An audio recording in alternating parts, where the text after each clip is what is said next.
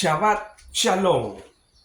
Hermanos, este es Fusión Cristiana Universal, que hoy vamos a estar escuchando sobre la iglesia y los sacramentos.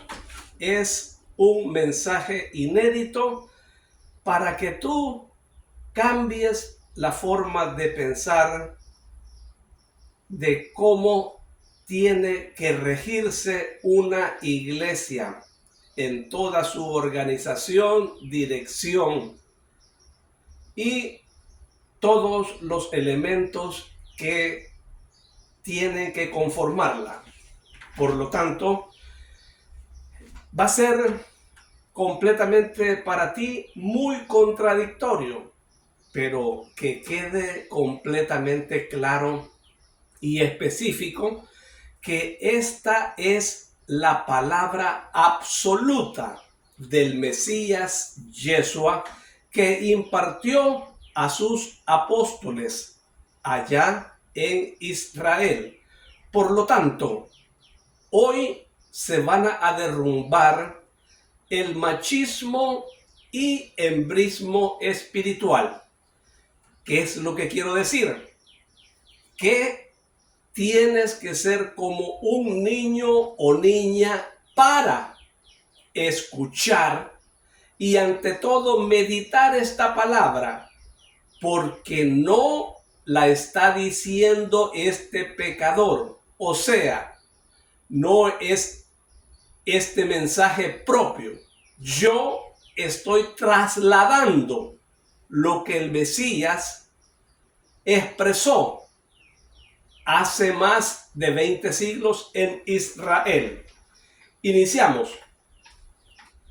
Yeshua deja el rellano de la cima del Carmelo, desciende por los senderos impregnados de rocío, cruzando los bosques que se animan cada vez más de trinos y voces, bajo el primer sol que ya dora la ladera oriental del monte. Cuando la leve neblina del calor se disuelve bajo la acción del sol, toda la llanura de Esdrelón se manifiesta en su belleza de huerto de árboles frutales. Los campos de trigos ya segados en que llamean las amapolas, una alfombra ceñida por el engaste triangular de los montes Carmelo, Tabor y Hermón, y por los más lejanos cuyo nombre desconozco, que ocultan el Jordán y se unen hacia el sudeste con los montes de Samaria. El Mesías se para observar pensativo toda esta parte de Palestina. Santiago le mira y dice: ¿observas la belleza de esta zona? Sí, pero más que nada pienso en las peregrinaciones futuras y en la necesidad de enviaros a vosotros y sin dilación a los discípulos, no a la limitada labor de ahora, sino a una verdadera labor misionera. Tenemos muchas zonas donde todavía no me conocen. No quiero dejar lugares sin mí. Es mi continua preocupación moverme, hacer mientras pueda y hacer todo. De vez en cuando intervienen cosas que te hacen aminorar la marcha. Más que hacerme aminorar la marcha, imponen variaciones en el itinerario, porque nunca son inútiles los viajes que realizamos, pero todavía hay mucho que hacer, mucho. Y es que además, cuando me ausento un tiempo de un lugar, me encuentro con muchos corazones que le han vuelto al punto de partida. O sea, muchos corazones que han vuelto al punto de partida. Y debo comenzar desde cero, dice el Mesías.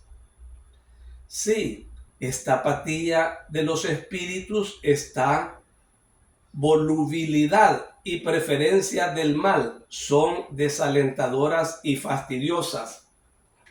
Desalentador, no digas fastidioso. El trabajo de Dios no es nunca fastidioso. Las pobres almas deben producirnos compasión, no fastidio. Tenemos que tener siempre un corazón de padre bueno. Un padre bueno nunca siente fastidio por las enfermedades de sus hijos, y no tenemos que sentirlo nosotros por ninguno. Yeshua, ¿me permites hacerte algunas preguntas? No he dormido esta noche, tampoco, pero he pensado mucho y te miraba mientras dormías. Cuando duermes parece muy joven, hermano. Sonreías con la cabeza apoyada en un brazo doblado. Verdaderamente una postura de niño.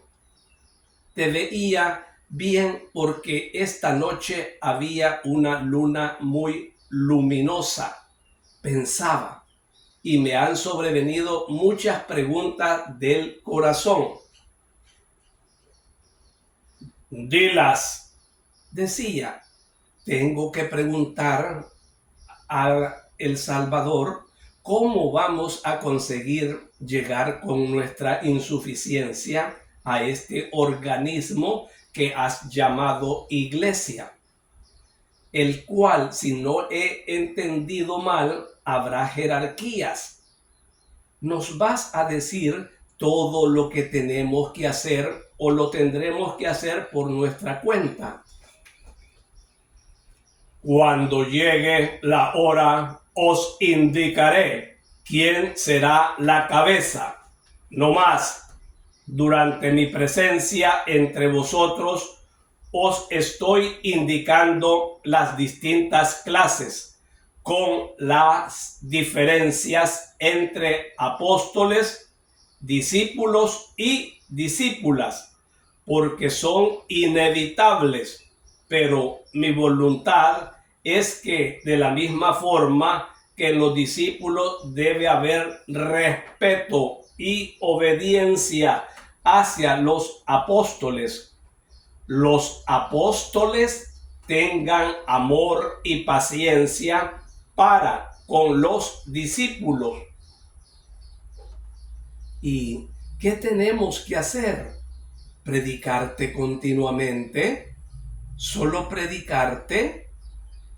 Eso es lo esencial. Luego tendréis que absolver y bendecir en mi nombre, admitir de nuevo a la gracia, administrar los sacramentos que instituiré, que son medios sobrenaturales y espirituales aplicados no sin medios materiales, usados para persuadir a los hombres de que el sacerdote hace realmente algo. Como puedes observar, el hombre, si no ve, no cree. Siempre necesita algo que le diga que hay algo. Por este motivo, cuando realizo milagros, impongo las manos o mojo con saliva o ofrezco un bocado de pan untado en algo. Podría hacer milagros solo con mi pensamiento. Pero, ¿crees que en ese caso la gente diría, Dios ha hecho un milagro? Dirían, se ha curado porque era la hora de curarse, y atribuirán el mérito al médico, a las medicinas, a la resistencia física del enfermo. Lo mismo será para los sacramentos, formas de culto para administrar la gracia o devolverla o fortalecerla en los fieles. Juan, por ejemplo, usaba la inmersión en agua para dar una figura de la purificación de los pecados. En realidad, la mortificación de confesar la propia impureza por los pecados cometidos era más útil que el agua que lavaba los miembros. Yo también tendré el bautismo, mi bautismo, que no será simplemente una figura, sino realmente eliminación en el alma de la mancha original y restitución al alma del estado espiritual, aumentado por conferirle los méritos del hombre Dios que poseían Adán y Eva antes de su pecado.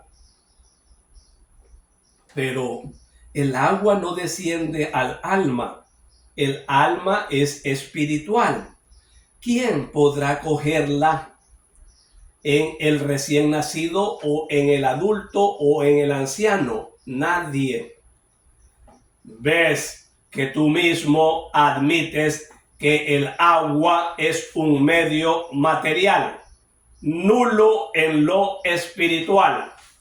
Por tanto, no será el agua, sino la palabra del sacerdote, miembro de la Iglesia de Cristo, consagrado a su servicio o de otro verdadero creyente que en casos excepcionales le sustituya, la que obrará el milagro de la redención del bautizado, de la culpa original. De acuerdo, pero el hombre es pecador también por sí mismo. ¿Quién quitará los otros pecados? El sacerdote, lo mismo, Santiago. Si un adulto se bautiza junto con la culpa de origen, quedarán canceladas las otras culpas.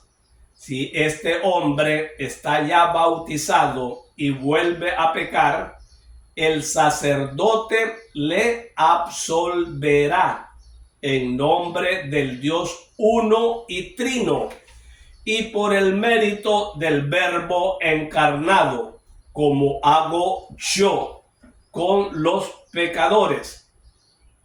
Pero tú eres santo, nosotros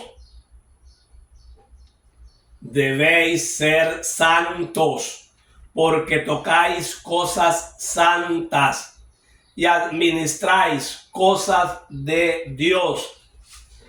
Vamos a bautizar varias veces al mismo hombre, como hace Juan, que concede la inmersión en el agua todas las veces que uno se acerca a él. Juan, con su bautismo, solamente lleva a cabo una purificación a través de la humildad de la persona que entra en el agua. Ya te lo he dicho, no bautizaréis por segunda vez a quien ya haya sido bautizado, excepto en el caso de que haya sido bautizado con una fórmula no apostólica, sino cismática. En este caso, se puede administrar un segundo bautismo previa expresa petición del interesado, si es adulto y expresa declaración de querer formar parte de la verdadera iglesia. En las otras ocasiones, para devolver la amistad y la paz con Dios, usaréis la palabra del perdón unida a los méritos del Cristo, y el alma que se haya acercado a vosotros con verdadero arrepentimiento y humilde acusación será absuelta. Y si una persona no puede venir por estar enfermo, que no se le puede mover de su sitio, morirá entonces en pecado. Al sufrimiento de la agonía añadirá el del miedo al juicio de Dios. No. Vamos a dejar este tema para la próxima, Santiago. Hermanos, esta es la bendita, sagrada, santa palabra de el Mesías Yeshua. Y su pueblo agradecido dice: te alabamos, Señor. Qué hermoso día, qué dichosos tus oídos, tu ser, al ser inmerso en la palabra sacrosanta que se expresó cuando el maestro bajaba del Monte Carmelo y que estaba en una conversación recíproca con su primo hermano Santiago. Por lo tanto, acá nos damos cuenta de que tenemos que saber a qué tipo de iglesia estamos yendo. Primero, que esto tiene que ser una secuencia. ¿Desde dónde? Desde el origen de la nueva iglesia. La vieja iglesia era el templo. Había una clase clerical, rabíes, maestros, escribas. Entonces esos estaban dentro del templo. Por lo tanto, el maestro ha abolido esa antigua iglesia, ese antiguo templo, en lo espiritual. ¿Cómo así? Cuando él muere a las 3 de la tarde, el templo, el Sanctum Sanctorum, ahí se rompe, ahí se parte el velo que cubría esa cobertura. Solo Anás podía entrar y presentar las ofrendas, peticiones del pueblo, nadie más. Pero ¿qué pasa? Que cuando se rasga el velo, queda al descubierto. Por lo tanto, el Sanctum Sanctorum está vacío. Hashem ya lo había abandonado. ¿Por qué? Porque ahí se traficaba la palabra. Porque allí, dentro del templo, el hijo de Anás era un homicida. Porque allí era una plataforma de enriquecimiento. Era un tráfico de muchas ocupaciones. ¿Cómo hasta tener un mercado dentro del templo. La mercadotecnia había llegado. La riqueza, el poder, la fama, el honor y la gloria eran muy preponderantes para ese acervo clerical. No la humildad, no la honestidad, no la espiritualidad. Todo lo contrario del maestro, tanto así que ellos habían hecho 613 preceptos. ¿Cuántos había hecho Hachem? 10, que se lo dio a través de Moisés. Entonces, ellos habían hecho 603 más reglas, preceptos. Ese peso, ese cúmulo, esa lastre, al pueblo le era difícil, imposible llevarla.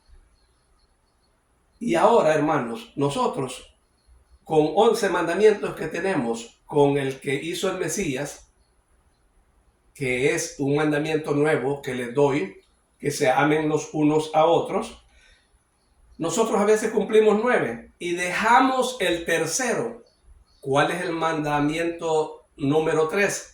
Búsquenlo en Éxodo 28. Es el que no están cumpliendo. Yo ya lo he hablado aquí muchísimo. Entonces, ahora queda a ustedes de deber. ¿Cuáles es los lineamientos del maestro? Le pregunta Santiago. ¿Cómo vamos a conseguir llegar con nuestra insuficiente a este organismo que ha llamado iglesia? Le pregunta. Y le pregunta si habrá jerarquías. Sí. ¿Cuáles son las nuevas jerarquías? Que se suprimen tal vez rabí por presbíteros, por obispos. Entonces empieza una nueva clase sacerdotal. El maestro anula a Anás, el pontífice de esa época, por Pedro, por Kefas. Entonces desen cuenta cómo viene esta transición espiritual, organizativa, direccional, en el cual el maestro se desliga del templo y crea su nueva iglesia. Y acá dice, habrá jerarquías, y que dice el maestro, cuando llegue la hora os indicaré quién será la cabeza. Y ya saben quién es la cabeza de el colegio apostólico del Mesías. Luego dice, ¿y qué tenemos que hacer? Predicarte continuamente, le dice este apóstol, o solo predicarte. Luego tendráis que absolver y bendecir en mi nombre. Predicar es lo esencial, pero luego tendréis que absolver y bendecir en mi nombre. ¿Qué significa absolver? Significa confesar. ¿Dónde está esto? Busquen en la Biblia cuando el Mesías habla con su líder y le dice, Pedro, tú eres piedra y sobre esta piedra edificaré mi iglesia. Lo que no desates en la tierra no será desatado en el cielo y viceversa. Por lo tanto, aquí da un nuevo sacramento de la confesión. Por lo tanto, esto tiene una ética profunda, intrínseca, en la cual incluso, un ejemplo les voy a decir en el caso mío, y lo tengo que decir no por vanagloria, sino porque para a ustedes tener un planteamiento claro. Yo, cuando estaba estudiando administración de empresas en la universidad, nos dijeron que por ética profesional, cualquier política, cualquier proyecto, cualquier secreto de negocio, nunca, jamás teníamos que contarlo a la esposa. ¿Por qué?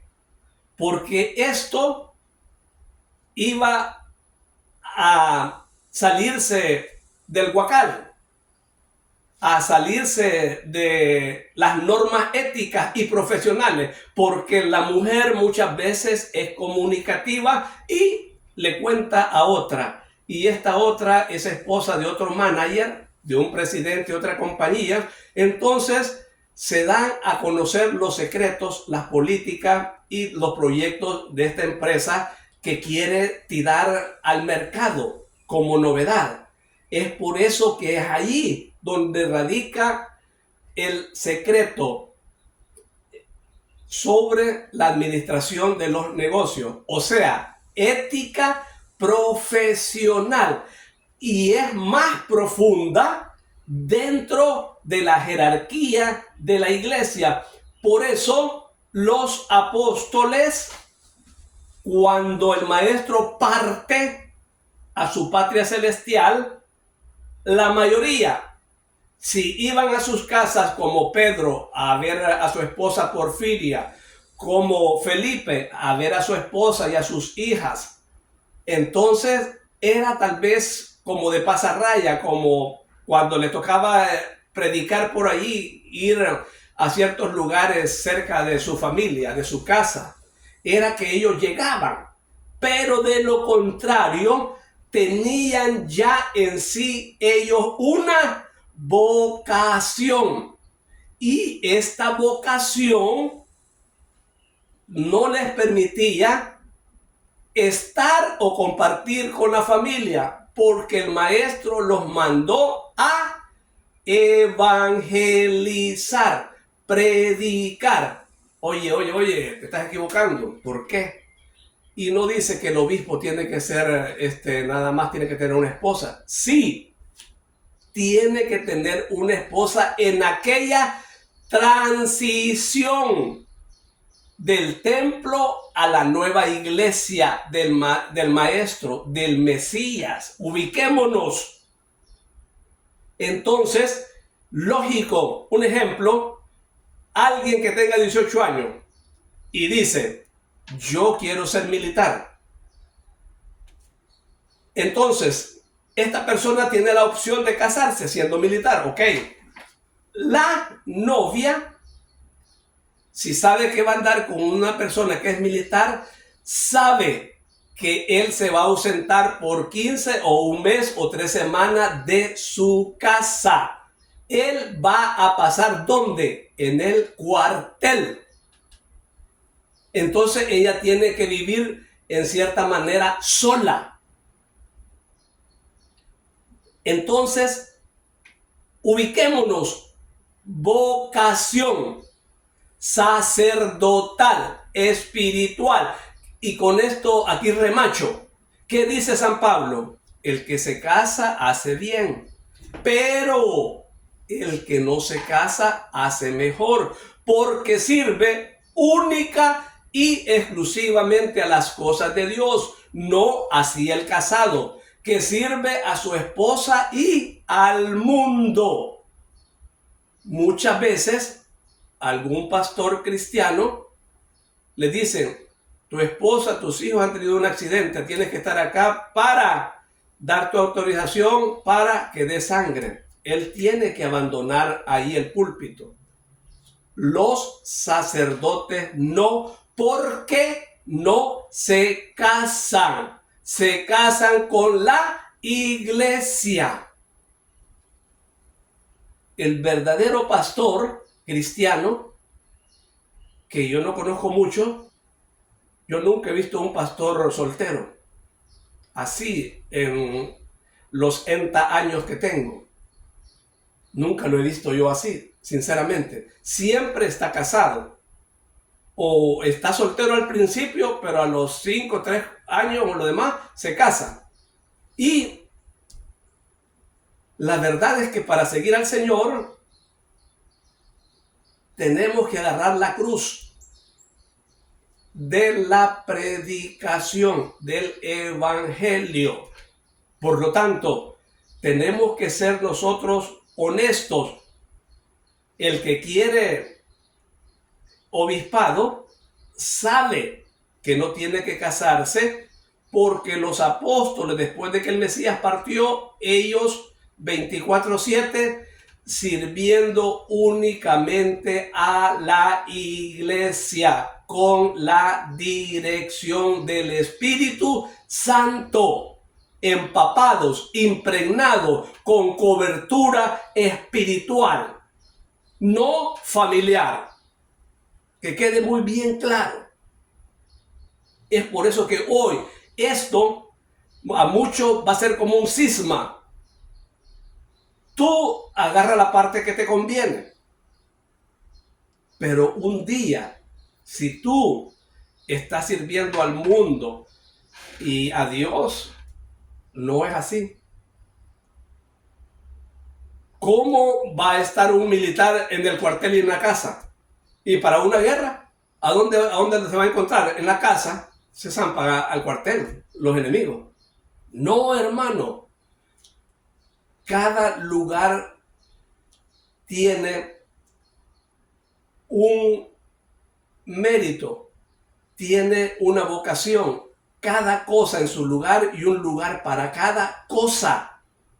No revolvamos el cebo con la manteca. Por lo tanto, tenemos que ser nosotros, tener una mentalidad abierta y ante todo tener sabiduría. La otra situación acá es, dice, que el sacerdote hace mucho y en tanto de aquí le preguntan sobre el bautismo. No es en sí el agua el que hace a una persona pura. No, ni la inmersión, sino que dice, por tanto no será el agua, sino la palabra del sacerdote. Que quede muy bien claro. El Mesías, le voy a poner bien claro, a veces estaba en una quebrada, estaba en un lugar que había poca agua y muchas veces le llegaba a Cristo el riachuelo, la quebrada, a los tobillos. Él agarraba con sus 2 manos, hacía una concha, lo levantaba y le echaba agua sobre la cabeza. ¿Qué era lo importante? Yo te bautizo en el nombre del Padre, del Hijo y del Espíritu Santo. Allí es el sello. No en el agua, no en la purificación. Si no, tendrían que ir millones de personas hasta el Jordán, porque en el Jordán se bautizó el Mesías. No, hermanos. No es el elemento agua, son las palabras, y ya lo dijo el Mesías aquí. Continuemos. Dice, ya para terminar aquí, para cerrar, dice, debéis de ser santos, porque tocáis cosas santas. El que se mete a las cuestiones espirituales tiene que saber que tiene que hacer la Santa Cena, porque el Maestro fue un testamento oral que hizo a sus apóstoles hasta trasladarlos a esta época, en la cual hacer esto en memoria mía, haced esto en recuerdo mío. Cada vez que lo hagas, estaréis acordándote de esta Santa Cena. ¿Qué pasa? Que muchos líderes cristianos no lo hacen. ¿Cómo se llama eso? dictadura espiritual. ¿Están obedeciendo al Mesías? No, no y no. ¿Por qué? Porque ellos creen correcto, excelente, no hacerlo. Porque si la iglesia es grande, ¿cuánto vino se va a gastar? Y muchos no hacen este rito sagrado con vino. Lo hacen con soda, con Fanta, con fresa, pero menos con vino. Lo mismo con el pan. Lo pueden hacer con galletas Pozuelo, un ejemplo así, o otro tipo de galletas, menos pan sin levadura. Entonces, no están tocando cosas sagradas, porque ellos no tienen cáliz en su iglesia, no tienen patena, no tienen purificadores, no tienen ostentorios. Hermanos, el acervo de la iglesia es tan grande hasta para empezar por los hábitos. Los sacerdotes antiguos tenían sus hábitos para hacer ellos el culto. Entonces, la mayoría no se identifica en los sacerdotes con el cuello clerical. Se conoce, se sabe que es un ministro. Los otros no, porque pareciera que aquí todo es playa y yo voy a hacer como yo creo, como yo digo. Eso lleva a la desorganización, al relajo. ¿Por qué se conoce a un carpintero? Por su gabacha. A un mecánico lo mismo. A un obrero por el mandil. Cada uno tiene que tener su hábito, porque está en la Biblia. Búsquenlo en el Antiguo Testamento. Ellos tenían un pectoral con 12 piedras preciosas, rubí, agata y todo lo demás. Los rabíes de aquel tiempo. Entonces es necesario un uniforme, un hábito para distinguirse de los demás, para que cuando uno mire a alguien y decir de eso, ahí viene el pastor, porque ya lo mira que trae un hábito. Pero es bien difícil que haya visto un pastor con un hábito. No, porque él es el dueño y manda en su iglesia y se viste como él quiere, no como en el Antiguo Testamento, no con el Nuevo Testamento. En el Nuevo Testamento, ¿qué había? El talit, el manto que cubría al maestro, y andaba él siempre un cíngulo amarrado a la cintura, y además del talit, un manto. Andaban también la kipá. El Mesías, cuando obtuvo la mayoría de años, se puso los tefilín. Eran unas cintas alrededor de la mano, que un día se las voy a enseñar y voy a hablar exclusivamente sobre ese tema. Otro era también una correa alrededor de la cabeza. Y ahí se ponían unas pequeñas tablitas recordando a Moisés. Entonces todo tiene, hermano, algo, un significado. No es que yo voy a ser pastor, yo voy a predicar y un nuevo dictador más, y que la Santa Cena van a ser 2 o 3 veces al año. No como lo dice el maestro, cada vez que se acuerden de mí, hagan esto en memoria mía. Donde se alimenta en el pueblo, se alimenta en el cuerpo y en la sangre del Mesías. en esa transustanciación. El maestro dijo, este es mi cuerpo que será entregado a ustedes por vuestros pecados. Porque primero hay que arrepentirse, hay que confesarse y luego recibir la Eucaristía como Él la repartió entre sus apóstoles. Y Él quería que se hiciera eso siempre, de continuo. Está bien claras las cosas, hermanas y hermanos. Si ustedes quieren seguir así como están, sigan. Un día van a entregar cuenta, eso sí, un día. Hechor y cómplice, pena igual. ¿Por qué hay muchos, los anglicanos, ellos hacen las Eucaristías? Y así muchos más, hermanos, que no son católicos.